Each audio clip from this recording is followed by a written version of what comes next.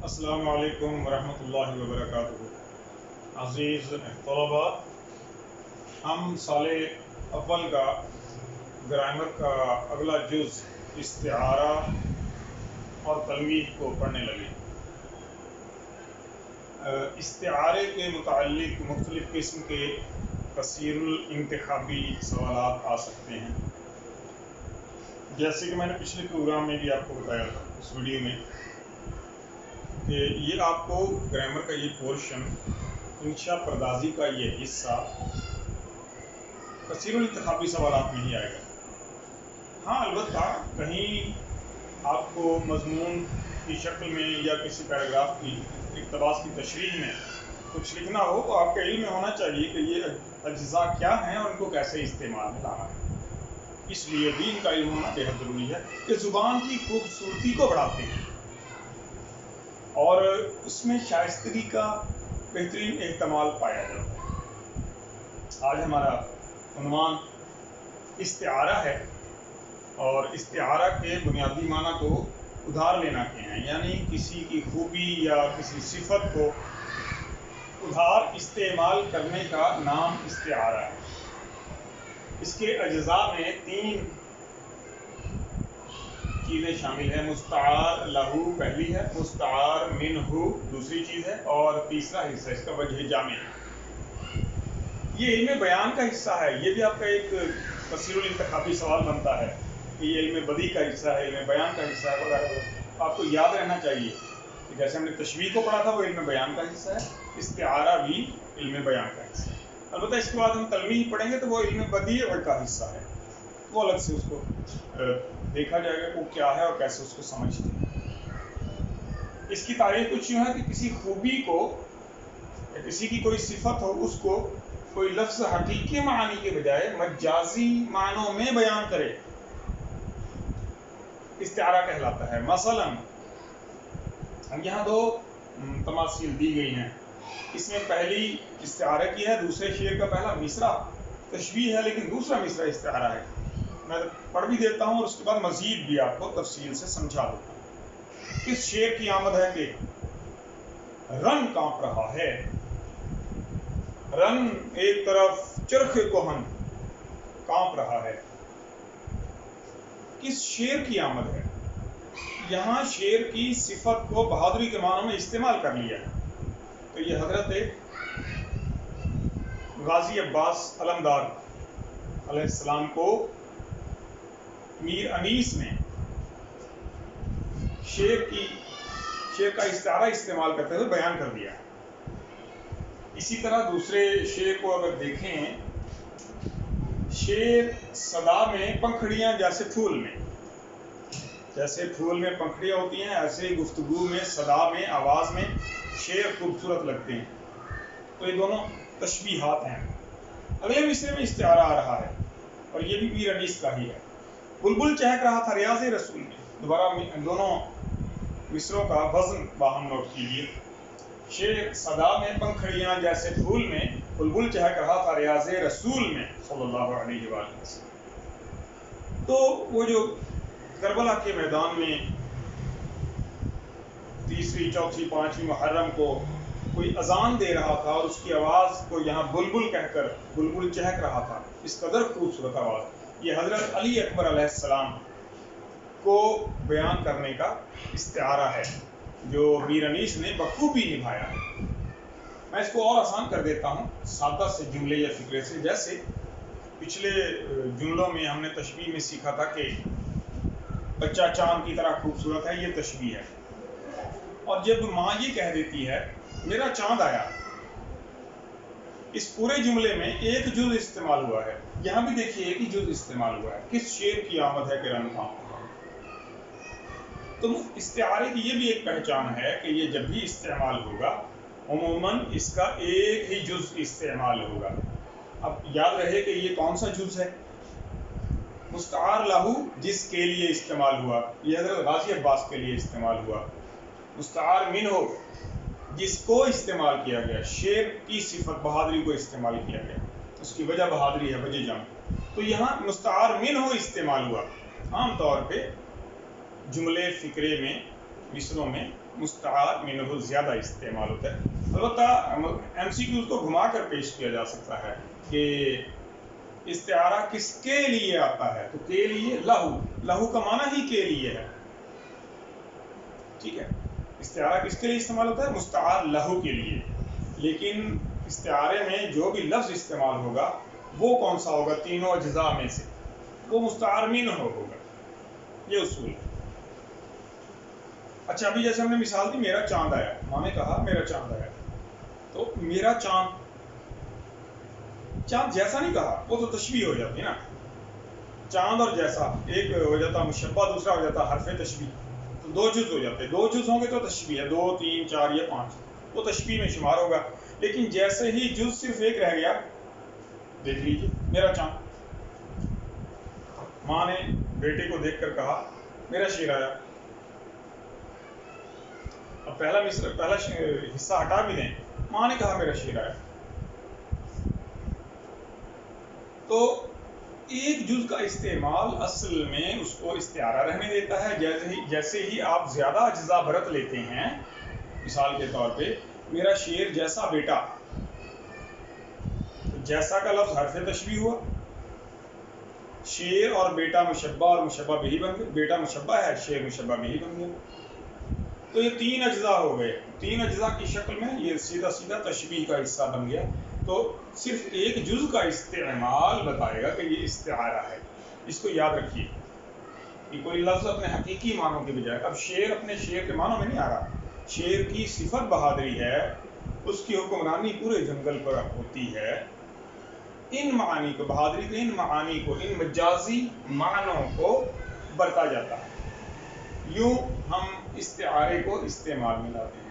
جو MCQ لا سکتے ہیں, کون سا لفظ استعمال ہو, کون سا جز استعمال ہوتا ہے, وہ مستعار منہ ہے. کس کے لیے استعمال ہوتا ہے؟ مستعار لہو کے لیے استعمال ہوتا ہے. علم بدیع یا بیان کا حصہ, علم بیان کا حصہ. اور کیا یہ حقیقی معنوں میں آتا ہے؟ ہرگز نہیں, یہ مجازی معنوں میں آتا ہے. اس کے کبھی بھی حقیقی معنی نہیں لیے جائیں گے.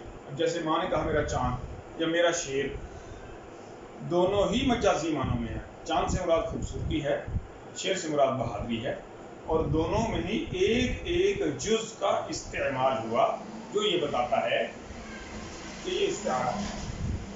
میں دوبارہ یہ شعر پڑھ دیتا ہوں. شعر بہت خوبصورت ہے, امیر ببر علی انیس کا, جو تحریر کا سلیقہ ہے. انہوں نے بہت سے مرثیہ نگاری میں فن دکھائے ہیں. کس شعر کی آمد ہے کہ رن کانپ رہا ہے. رن سے مراد ہے میدان جنگ. رن کانپ رہا ہے, رن ایک طرف, چرخ کوہن کانپ رہا ہے, آسمان پرانا وہ بھی کانپ اٹھا. کون میدان میں آیا ہے؟ یہ وہ جری جوان ہے کہ جب میدان میں نکلتا ہے تو ہر ایک پیچھے ہٹ جاتا ہے. یہ علی سے تلوار سیکھ کر آیا ہے. اس کی تلوار بعین ہی ویسی ہی ہے جیسے علی کی تلوار چلتی تھی, اس سے دور رہو.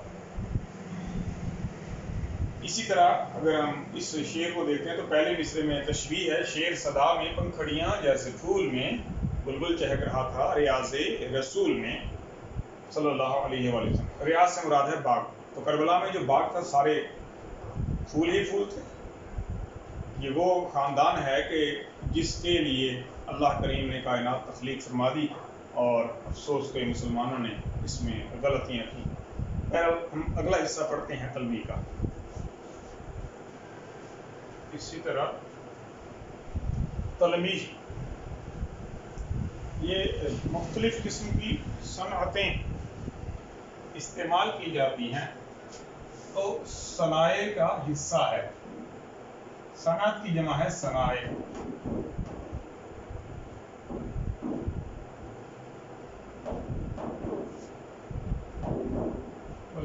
یہ اس کا ایک جز ہے.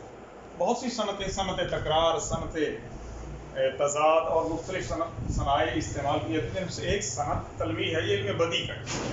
بدیع اصل میں بدعت سے نکلا ہے, نئی چیز کا شامل کرنا.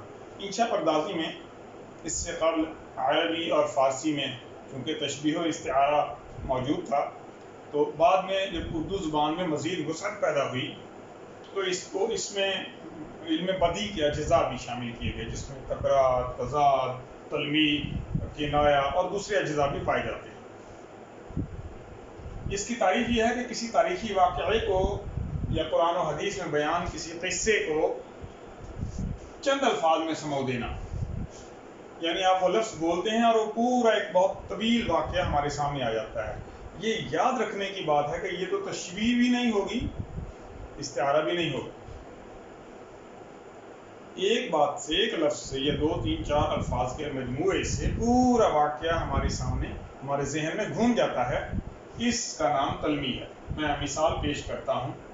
دیکھیے، حضرت ابراہیم علیہ السلام کو خلیل اللہ کہا گیا، اللہ کا دوست، اور جب نمرود نے آگ جلا لی میدان میں تو حضرت ابراہیم علیہ السلام اس آگ سے بالکل ڈرے نہیں۔ اقبال نے بہت بخوبی اس کو نبھایا ہے اشعار کی شکل میں۔ ایک مصرع ان کا بے خطر کود پڑا آتش نمرود میں عشق۔ اب جیسے ہی آتش نمرود کا لفظ آتا ہے، نمرود کی لگائی ہوئی آگ، بہت بڑا میدان، لکڑیوں کا بہت بڑا انبار اور آگ، اور ایسے میں اس کو پھینک دیا جائے، اس نے ہمارے بتوں کو توڑا ہے، اور اللہ نے اسی آگ کو باغ بنا دیا، ٹھنڈک پیدا کر دی۔ اس کا اگلا مصرع کہیں تو وہ بھی بتا دیتے ہیں آپ کو۔ بے خطر کود پڑا آتش نمرود میں عشق، عقل ہے محو تماشائے لب بام ابھی۔ اب اس سے باہر کھڑی ہو کر عقل سوچ رہی ہے یہ کیسے ہو گیا، یہ تو ممکن نہیں، کوئی آگ میں جائے اور نہ جلے، لیکن یہ تو بالکل بچ گئے۔ اسی طرح کوہ طور کا جیسے ہی لفظ ہم سنتے ہیں، حضرت موسیٰ علیہ السلام کا اللہ سے کلام کرنا، ہمیں فوراً مختلف آیات قرآن کی جو ہماری نظر سے گزرتی ہیں یاد آ جاتی ہیں۔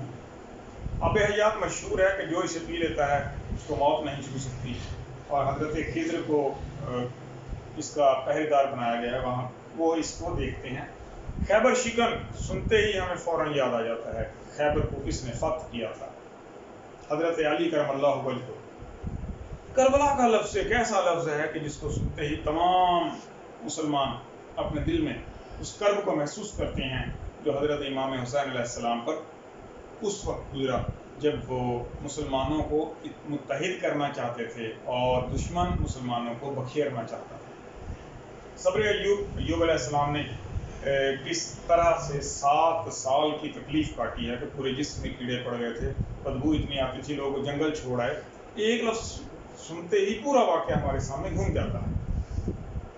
نالہ یعقوب علیہ السلام جو روتے تھے اور روتے روتے ان کی آنکھیں چلی گئی تھیں، بہت مشہور ہے، قرآن میں مطالعہ کریں سورہ یوسف، اس میں تمام اجزاء پائے جاتے ہیں، اس میں اس کا بھی تذکرہ کہ آپ کی آنکھیں، اس سے آنکھوں کی روشنی جاتی رہی، اور بعد میں جب آپ نے اپنی آنکھوں سے حضرت یوسف علیہ السلام کے قمیص کو چھوا تو آپ کی آنکھوں کی روشنی لوٹ آئی۔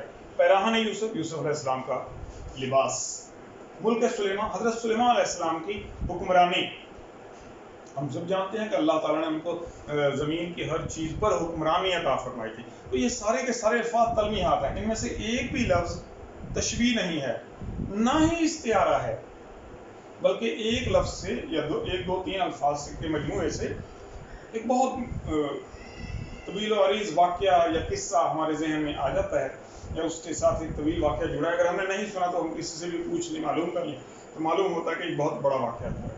یعنی ایسی بات نہیں چھوٹی سی چیز 2 4 جملوں میں ختم ہوگی، کیونکہ بہت طویل قصہ ہے، اور اس کو پورے کو سن کر سمجھ آتی ہے کہ مسلمانوں نے کہاں کہاں اپنے حصے کی قربانیاں پیش کی ہیں، اور انبیاء علیہ السلام نے کسی طور اپنی قربانی سے دریغ نہیں کیا۔ میں حضرت یوسف علیہ السلام کو بھی دیکھ لیتا ہوں تو حیران ہوتا ہوں، 7 سال کی عمر کا بچہ ہے اور اللہ کے لیے تمام تکالیف برداشت کرتا ہے۔ جیل کی قید کاٹی ہے جس میں کوئی عذر، کوئی گناہ نہیں، کوئی جرم نہیں، اور بلا وجہ جیل میں ڈال دیا۔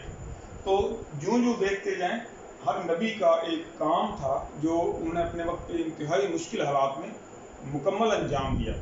ایوب علیہ السلام کا کام، یعقوب علیہ السلام، سلیمان علیہ السلام، حضرت علی کرم اللہ وجہہ کا کمال، کس طرح اس کو حصار میں رکھا، محاصرہ کیے رکھا تمام صحابہ نے، لیکن فتح ہونا مشکل ہو رہا تھا خیبر۔ حضرت علی کرم اللہ وجہہ کو رسول اللہ صلی اللہ علیہ وآلہ وسلم نے اپنا امامہ اور اپنی تلوار ذوالفقار دی، جاؤ خیبر فتح کرو، یہ حکم دیا حضور صلی اللہ علیہ وسلم نے۔ یہ نہیں کہا کہ اگر جاؤ گے دیکھو کچھ، ایسا نہیں، بالکل حکم دیا، جاؤ خیبر فتح کرو، اور حضرت علی کرم اللہ وجہہ خیبر فتح کر کے آئے۔